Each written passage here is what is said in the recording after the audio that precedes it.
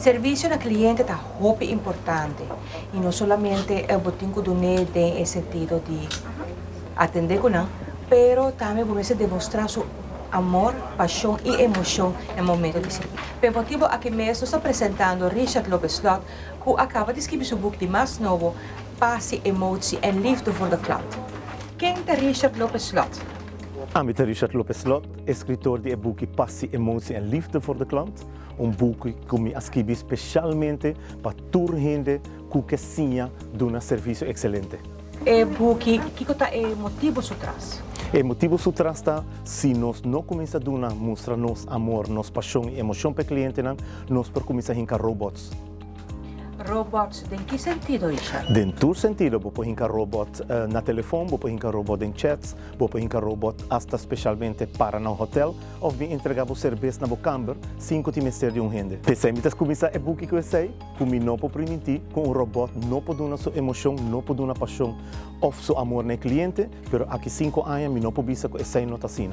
Quanto tema, Richard, está discutido em book que não?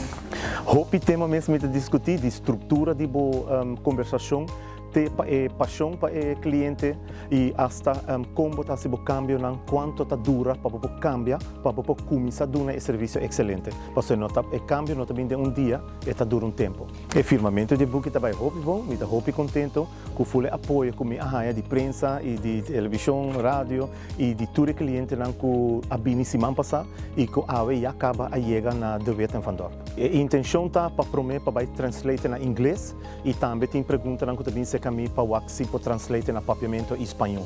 Eu quero começar a prometer na inglês para o supermercado mundial e depois eu me seguir na papiamento. Eu tenho visto que eu estou orgulhoso de Aruba. Aruba vai hopi dilante.